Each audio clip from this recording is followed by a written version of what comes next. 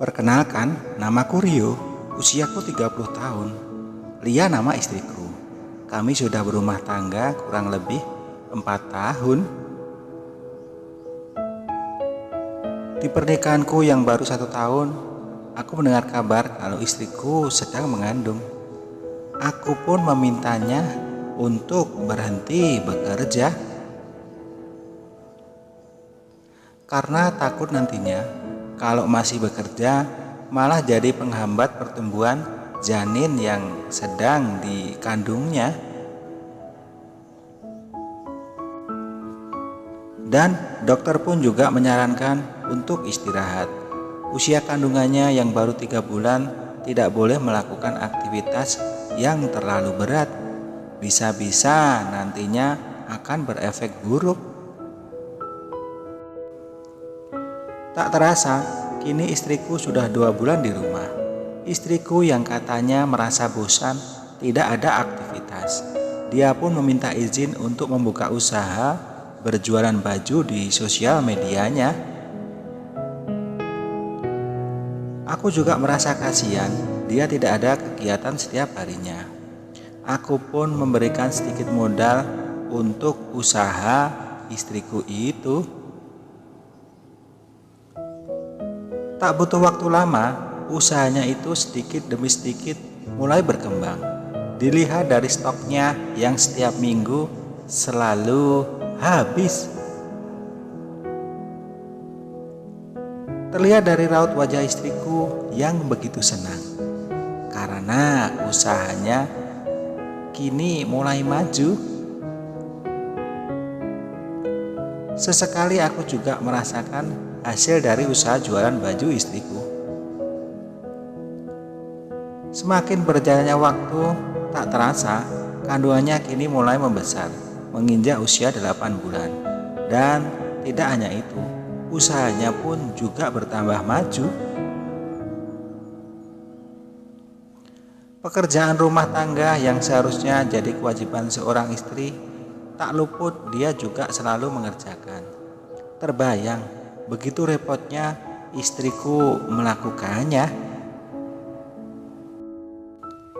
Terlebih nanti kalau sudah melahirkan, apa bisa membagi waktu untuk mengurus itu semua? Itu yang berada di benak pikiranku.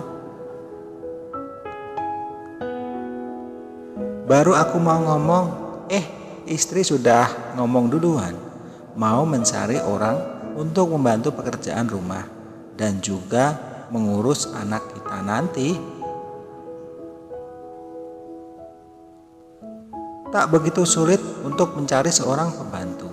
Istriku yang mempunyai banyak teman dari usahanya itu, akhirnya kami pun mendapat seseorang yang mau kerja di rumah kami. Namanya Surti, seorang janda dan mempunyai 2 orang anak. Dan profesinya ini sudah ia jalani semenjak ditinggal suaminya 8 tahun yang lalu. Berhubung anak keduanya yang dulu sering sakit-sakitan, dia pun berhenti dari bosnya yang lama untuk mengurusi anaknya yang dititipkan di orang tuanya. Sampai tak terasa, sudah hampir mau 1 tahun Mbak Surti bekerja di rumah kami. Istriku sudah mempunyai toko sendiri dari hasil usahanya itu. Kami pun sangat terbantu sama kehadiran Mbak Surti. Semenjak istriku mempunyai toko dan selalu sibuk di usahanya itu, sampai-sampai dia juga melupakan kewajibannya sebagai seorang istri.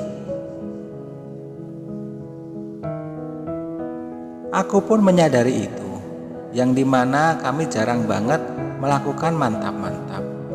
Istri yang selalu beralasan saat aku mengajaknya. Katanya capek seharian menjaga toko.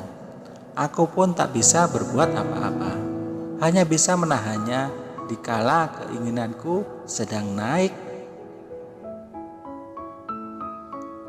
Sampai tiba hari di mana saat itu sedang libur panjang dan aku pun libur bekerja.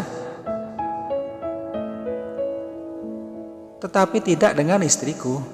Justru dia malah mengambil kesempatan ini, yang dimana di hari-hari seperti ini omsetnya bisa melonjak. Dan di hari-hari itu aku pun menghabiskan waktu liburku di rumah bersama anak dan pembantuku Mbak Surti. Biasanya aku yang melihat sepintas pekerjaan Mbak Surti, kini malah seharian penuh aku melihat aktivitasnya di rumahku. Apalagi saat sedang menyapu dan mengepel. Itu momen yang membuatku malah jadi betah di rumah. Usianya yang 5 tahun lebih tua dariku. Sebenarnya sih tidak terlalu tua-tua banget. Hanya saja Mbak Surti yang jarang dandan, jadi terlihat sedikit menua. Dipoles sedikit saja, pasti banyak yang mau sama Mbak Surti. Karena seringnya aku di rumah, aku pun menjumpai kejadian-kejadian yang tak pernah aku duga sebelumnya.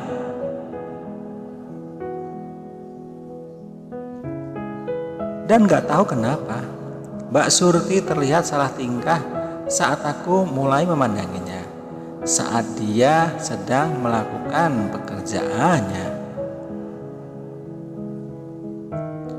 Jarangnya istriku di rumah di waktu siang, aku dan Mbak Surti pun malah asik mengobrol di waktu yang senggang.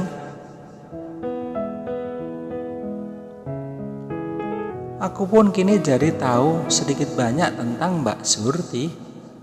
Sesekali dia menceritakan tentang masa lalunya. Sampai-sampai itu terjadi di saat aku yang mau melihat anakku di kamar Mbak Surti, terlihat begitu nyenyak tidur anakku di pelukan Mbak Surti. Terasa berat kakiku untuk melangkah meninggalkan kamarnya Mbak Surti. Berat karena aku sedang melihat pemandangan yang tidak biasa ini.